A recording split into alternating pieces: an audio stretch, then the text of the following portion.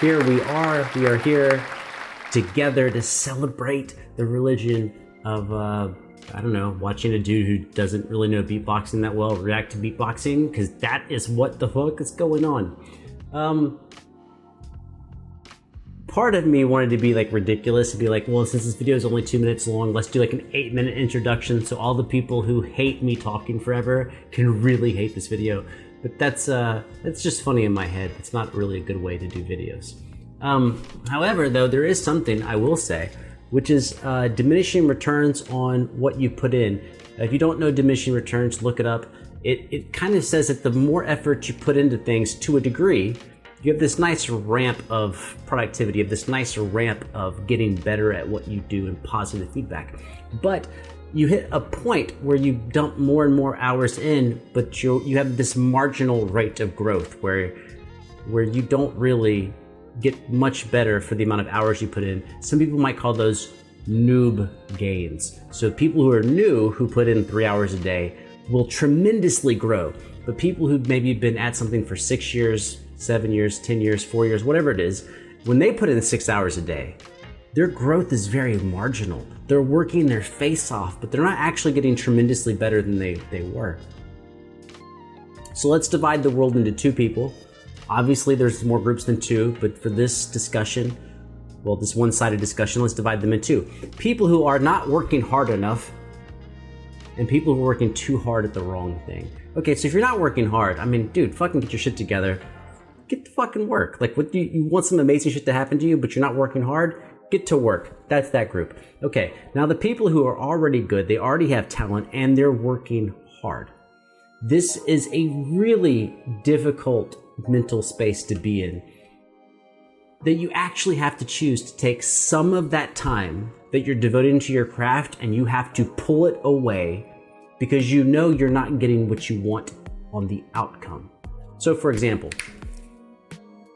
I don't know how much beatboxers practice, so I'll just compare this to musicians. Okay, let's say you're working hard, you're practicing 3 hours a day to 4 hours a day, like actually practicing hard. That's a lot. That puts you in the professional league if you're putting that many hours a day into what you're doing. Okay, but if the outcome of you putting in those 4 hours is not getting you where you want, then what I would suggest is something very radical. It's not radical to me, but it could be radical to you, which is maybe let's go with the 4 hours. You have 4 hours, it doesn't matter. We're just gonna cut it by percentages. We're gonna take 25% out. So work your own math on whatever your practice regimen is. So if you're spending 4 hours a day on your skills and development, take 1 hour out of that. Now you practice 3. Now take the other hour and figure out what your other weaknesses are away from performance and technical ability. Are you doing a bad job connecting with people? Are you doing a bad job replying to comments or living? You know, because you can become a boring person. We all suffer with this, where we practice alone in a room and we become this machine where we're just working on technique, and then we watch some videos and we go to sleep or whatever. So like maybe there's something outside of that you need. Maybe it's physical exertion or developing relationships, or maybe just your ability to structure what you're making is not appealing to people. Like that could be the way you mix things, or your thumbnails, or your hashtags, or when you post. And that's not as exciting as working on your craft. That's true. It's not as exciting. But sometimes you have to take that hour away from what you like to do and put it on something that you could really benefit doing. One guy's opinion. Now, I did this 2019 yesterday. It's not released as of right now, but I thought it was awesome. So we're back for 2020. Let's go. Hey, what's up, yo? This is TRUNG BAO, and this is my solo wildcard for GBB Grand Beatbox Battle World League 2020.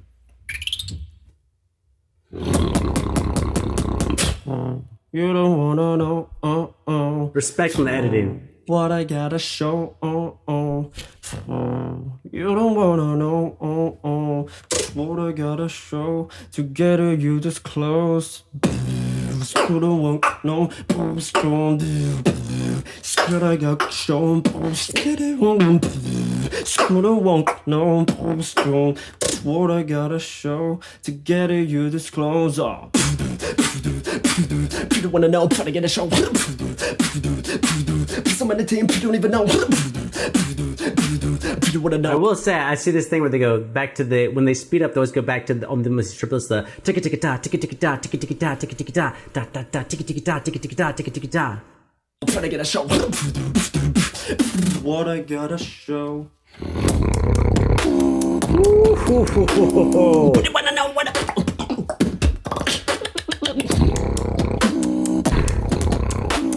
Oh, guitarists do that all the time. You play some dope shit and you like move your hair back.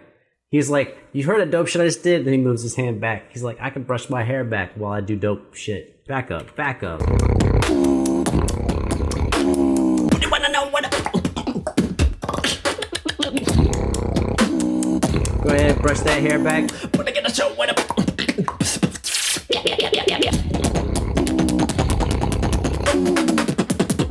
You wanna? Thought I got up. No. Wanna get a show what up? Do you wanna know? Wow. I do wanna know.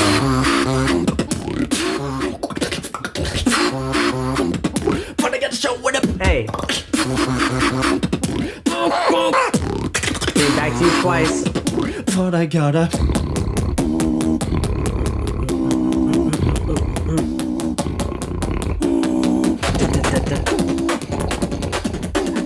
What I gotta show to get it you this close. Hey,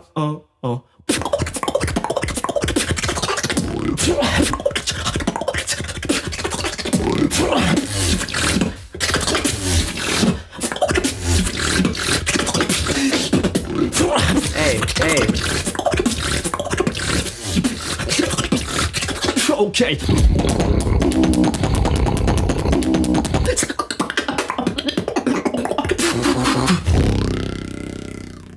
Yeah. So obviously he's fucking dope back to back. It's almost, it's weird because like the way I look at this shit day by day keeps changing as I get more exposure, I guess, to the beatbox game. I'm trying to think exactly how I want to say this. I'm gonna say it's sloppy anyways. Okay, but a lot of, we're talking about kicking ass, like kicking supreme ass, and he kicks ass. Okay, one thing I highly recommend to everyone who kicks ass, or anyone who wants to try to kick ass, is to record yourself, which he's done, but then go back and watch yourself, which I'm sure he has also done because he has edits in there, and how is he has, unless he outsourced the edits, he had to watch himself do it. But sometimes, if you take 3 minutes of what you think is super crazy dope, and you let other people tell you like what they loved, it can inform you on how to create future compositions. It's like an editor in a movie, right? Like you hear all these edits that are popping up. I can't remember what movies right now, but there are different movies where the movies sucked and the actors are petitioning for different edits to come out because they're saying, no, what we filmed was dope. What they cut and released to you sucked. So if we can get a different edit, right? So same thing on your musical compositions. If you can really figure out what's capturing your essence and also capturing the audience, and it's hard to edit a live performance like that. It's much easier in a movie where it's just dialogue and shit, you know.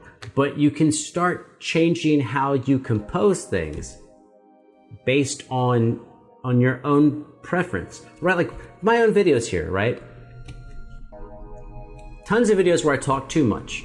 Tons of videos where I go off and I'm on a tangent and I think I'm saying something dope and it's fucking boring. That happens, okay? But there's sometimes when I do that where I actually say some dope shit. Now I have a really hard time, you know, when I'm I don't ever just say stupid shit to you on purpose. Well, okay, maybe like 5% of the time I say stupid shit on purpose because like I'm in a mood and I want to do that. But going back over my own videos and watching what you say in the comments helps inform me to the future. So instead of me telling you, nah, bro, you don't understand why I was saying what I was saying. No. I take the comments, I review the footage, and I'm like, damn, they're right. I said way too much shit there. I didn't need to say it that way, or I didn't need to say it with that amount of time. But this is something amazing that we take for granted. And one way to capitalize on our advantages is to know what our advantages are. And when you grew up with these advantages, it can be hard to place that. So back up like 25 years, 30 years, fuck that, 50, that's 55, I don't know. But back up 50 years, you're gonna have a hard time recording yourself on camera, you're gonna have a hard time recording yourself on audio, you're gonna have a hard time getting that footage out to people and having their comments come back. So where we are blessed compared to previous generations is we have the ability to create quickly, publish quickly, and get comments back on that quickly. So take that to your advantage to put out, ship your content, get your content out there quickly so you can see what people are saying and then dig through the comments. Now the downside, right, is because it's so ubiquitous, meaning everywhere, it's so ubiquitous that you're gonna have a lot of comments, and the comments are gonna be like a V shape. Half the people are gonna be like, bro, for me, bro, you don't have shit to say, you talk all the fucking time, nobody wants to hear you say shit, like why don't you get back on the reaction video, why are you pausing, don't pause, your videos kind of suck, I wish you would stop doing things the way you're doing. That's what I hear in the comments. But I also hear in the comments, dude, I liked hearing you talk so much, it kind of refreshed my day, I feel like we're having a conversation, I like that you're giving me something different to think about, and I like that you're not like the rest of the reactors. Two completely different sides of the coin. And then we have to take that information, parse it, and come up with a new battle plan for tomorrow or the next week.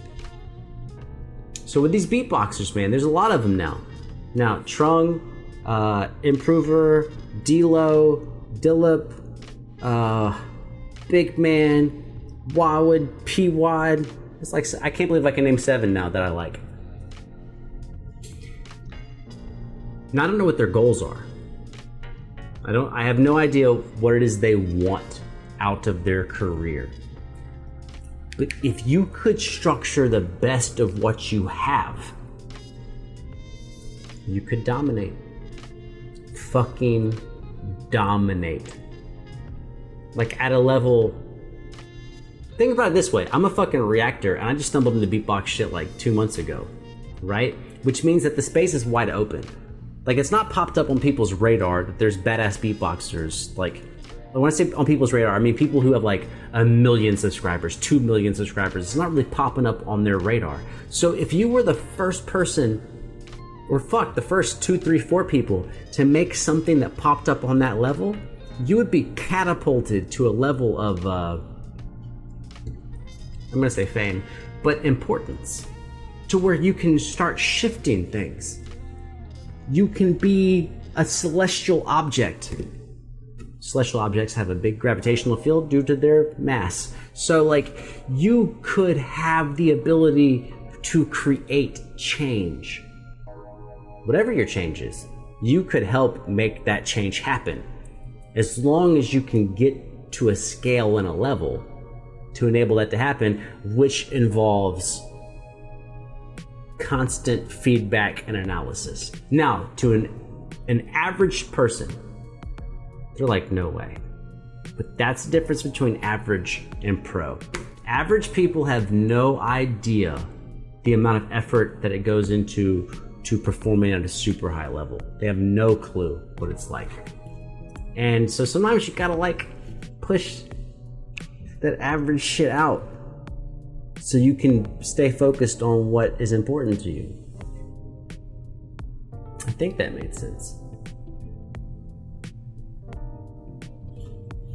I think it does. I don't know.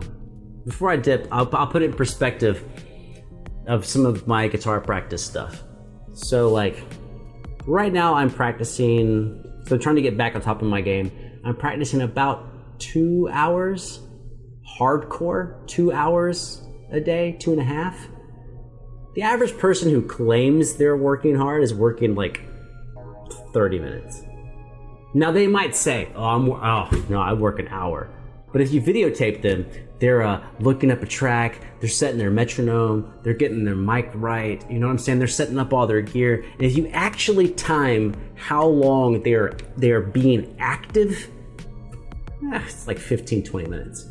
So like I'm saying, if you want to conquer some amazing shit, you have to work. You got to put that time in, and you need to measure yourself and know that you lie to yourself. I lie to myself. So I have tracking mechanisms. People ask, why do I have 2 watches? Because they track 2 different fucking things, man. And I would rather wear 2 watches than have 1 watch that sometimes I misinterpreted the data and convinced myself I was more badass than I am. By having multiple ways to measure, plus the camera, plus the comments and the feedback, it gives me a better opportunity to be better in the future. Will I be better?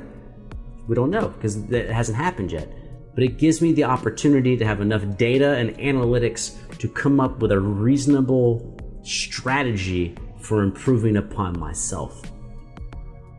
And no matter what your goal is, be it wealth, fame, beatbox, music, whatever, data, analyzing the data, then changing your battle plan based on what you've analyzed, that is the key. It doesn't matter really what industry you're in. That is it.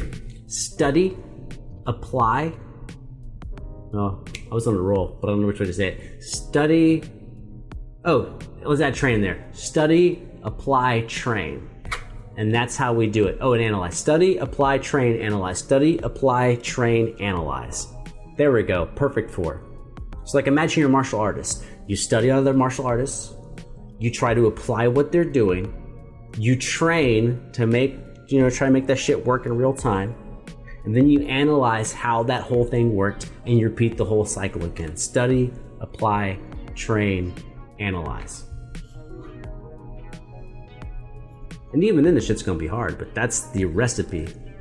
Woo! Oh my God, I've been talking for so long. Oh my God. I don't know how y'all put up with me. I gotta go though. We've got some NBA highlights on the back. I fucking love the NBA. Anyways, I'm out of here. 3, 2, done.